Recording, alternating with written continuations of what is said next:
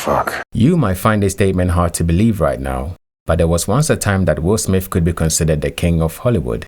How's it going? And if you know what Willie means in UK slang, then it's kind of appropriate that his nickname was Big Willie, because he had a big dick energy.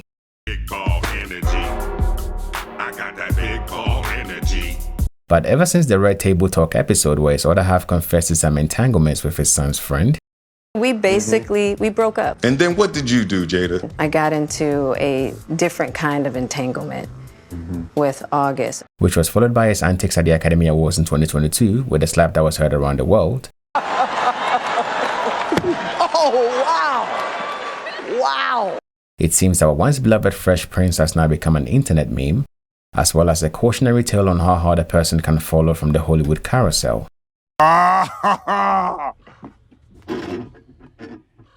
Oh, that's hot. That's hot. If you had told me back in the early 2000s and even the 2010s that Will Smith, who was one of the most charismatic and talented people in the world, would in calendar year 2025 be regarded as a joke by most of the internet, I would have asked you what drugs you were on, because that man was simply unstoppable. He was highly regarded when it came to music with hits after hits like Get Jiggy With It, Getting jiggy with it.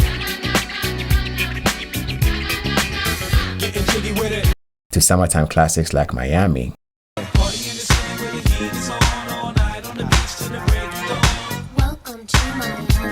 Let's also not forget that he was one of the very few entertainers to have a film stay #1 for 3 weeks at the box office with the movie Men in Black. I make this look good.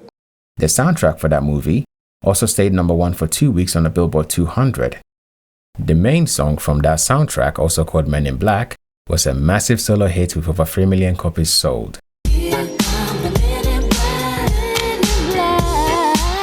The song was also included on the album Big Willie Style, which sold more than 9 million copies in the US alone and over 11 million worldwide. It's fair to say that Will Smith was a man that had it all. So my question is, how the fuck did it all go so wrong? To the point that he can be considered a real-life Happy-Dome quote, You either die a hero or you live long enough to see yourself become the villain. Well, join me as to take a little peek into the life of Willard Carroll Smith II. Will Smith began his career as a rapper in 1985. He went by the name of The Fresh Prince and he performed as the main MC in a hip-hop duo, DJ Jazzy Jeff and The Fresh Prince. They did have some success and won a few Grammys with their first album Rock the House. The single, Parents Don't Understand, won a Grammy for the Best Rap Performance in 1989. But the best known work by the two will be the song Summertime, which I still consider to be a classic even now.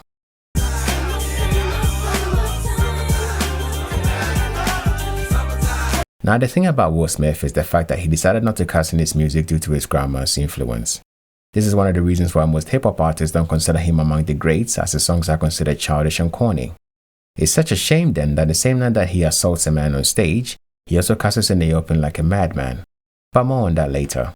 Keep my wife's name out your fucking mouth! I'm going to. So after establishing himself in the music game, the next step for the Fresh Prince was the aptly named TV show, The Fresh Prince of Bel-Air. Now I got introduced to Will Smith through this show, and I must say that he was an incredibly funny comedian to watch. Excuse me, miss. Is this abrasive Negro bothering you? Your Honor, I'm from West Philadelphia, born and raised. On the playground is where I spend most of my days.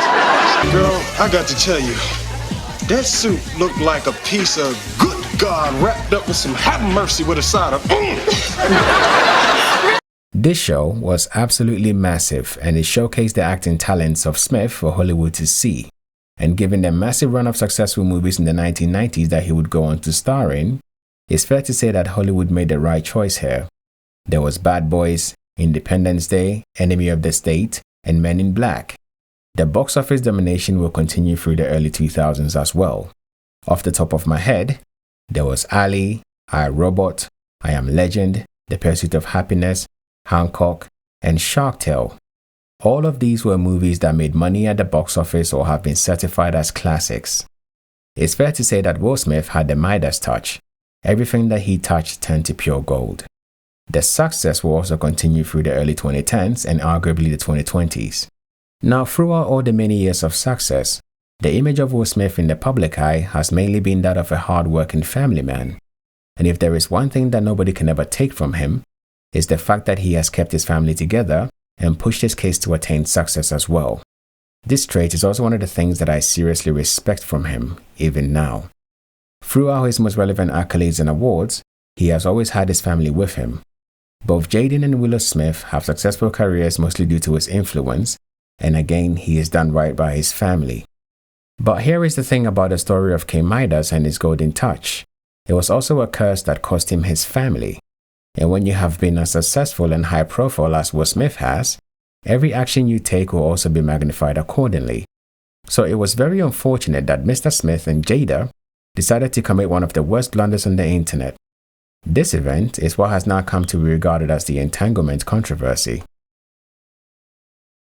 Now, nobody really knows why this happened, but according to Jada and Smith, they had been separated since 2016, but they had not pushed for a divorce. The thing about Will Smith is the fact that he didn't want to divorce Jada for some reason, even though he had already divorced his first wife, Cherie Zampino, in 1995. I guess maybe he realized that he had a lot more to lose this time if he did. But regardless of that fact, sometimes holding on to something can in the end do more damage than just letting go. And it seems the events that transpired on July 10th, 2020 supports the fact that maybe he just should have just let go. In 2020, Smith and Jada decided that instead of a therapist or a marriage counselor, they would be completely okay spilling all the dirty laundry of their years of marriage online at the Red Table Talk, which is a Jada Pinkett Smith talk show. And of all the many things that they will be revealing to the world, the one that was sticking the zeitgeist was the fact that Jada had been banging August Alsina, who, mind you, was the friend of her son Jaden. I mean, I am all for cougars and all that, and I am not a saint, and I won't sit here pretending to be one. But there are limits to this shit. Do you really have to fuck your son's friend and tell his dad to his face in a televised internet broadcast that will never really die? Really? But I will admit that Alsina has a little bit of the Tupac vibe going for him. And if you know about Jada and Tupac, well, it's fair to say you could make an educated guess as to why Alsina in particular was chosen. The look on Will Smith's face during this entire reveal says it all. This is a man who was once the top dog in his field and industry, now cocked for life. You can tell yourself how extramarital affairs are normal and how you both wanted an open relationship. You can even trivialize the entire thing by calling it an entanglement, which meant nothing, as he and Jada tried to do. But that face, that look, will never lie.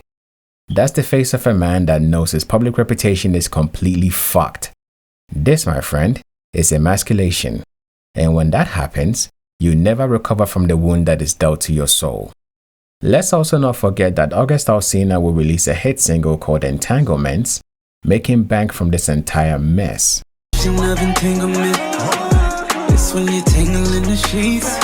It's fair to say that Will Smith, following this unfortunate incident, had something to prove, which he did in the wrong way during the Academy Awards.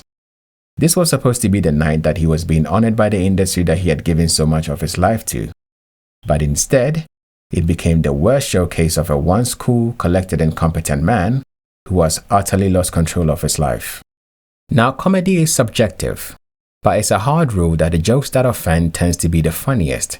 Eddie Murphy, Dave Chappelle, Richard Pryor, and George Carlin have all made their mark in the world of comedy by making some relatively offensive and funny jokes. Just do these three things. Pay your taxes, mind your business, and keep Will Smith's wife's name out your mouth! Nowadays, most people whine and complain about these same jokes, but it doesn't mean that they are not funny. Because they still very much are, and it doesn't matter how offended you feel by them. Now, Chris Rock is from the same class of comedians like these guys, and he does have some relatively funny and offensive content out there too. Men don't have platonic friends, okay?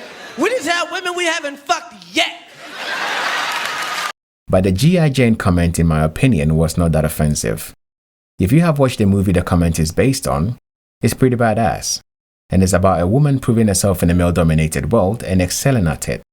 And isn't that what Jada Smith is all about? Is she not the same person that played the bank robber in Set It Off? I guess what I'm trying to say here is this. It was a compliment. But it's unfortunate that she never saw it that way, and neither did Will Smith. And since he had already been emasculated by Jada in front of the world, He now has to prove how manly he is by getting up on stage and slapping the host for a joke comment. That was a stupid action any way you think about it. Assaulting a man on stage and on live camera, then later shouting from the audience, then crying on stage at how you defend your family, is not the sort of thing that a person who has it together does. Now I heard that Jada has alopecia excuse. Cutting your hair short is not really alopecia, is it? If it is, then Amber Rose might have had it since 2010. Quit making excuses for them. They have a PR team for all of that.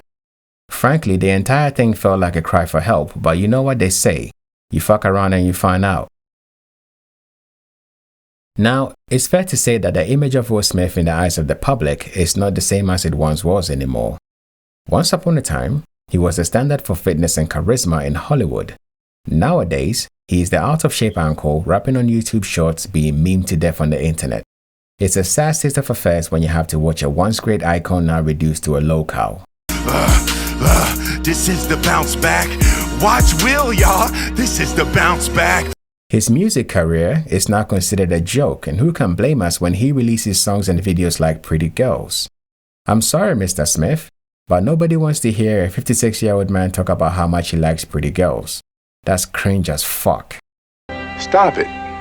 Get some help. Will Smith was once a man that was beloved worldwide for over 30 years. The man that could pull a crowd with just his name alone. Now he has to resort to acting a fool on the web for clicks and relevance, and also use AI to manufacture hype for his new work. I must confess that it's a bit sad watching the once Fresh Prince become irrelevant due to his own handiwork. When I look at Smith now, all I see is a man spiraling out of control, craving the affection and respect he once had in the public eye, which he himself had thrown away without even a single thought for the consequences. His insecurities are on display for all to see as he goes on streaming shows in a bid to stay relevant in the eyes of the general public. But all I see with that goal is a losing fight. Because in the world of Hollywood, once you have fallen off, then you have fallen off. In most cases, coming back is not possible. And even if you succeed in making a comeback, then at what cost? Your dignity? Big Willie style Will is now Small Willie, and it feels like all his antics are a search for relevance and atonement. But if you ask for my opinion in all of this, it would be better if he checked himself in for long-term therapy to fix his mind state. Will Smith's life tells us that you can build a solid reputation for decades and decades on end, only to throw it all away in a single instance. It's a cautionary tale for anyone who wants to build something with their life, because this man has fallen so far. I don't think we'll ever see where he lands in all of this yet. He still has the money, and I dare say he enjoys a higher standard of living than 99% of the human population. But to men like Smith, I don't think it's about the money at this point. The addiction to the limelight, the need to be liked and loved, losing all of that, is a kind of hell in itself for them.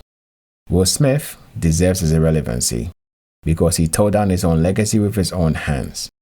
But I hope he does rebuild his life and find some peace through all of this in the end, because unfortunately, I don't think he has hit rock bottom yet, but time will tell. Till next time, friends.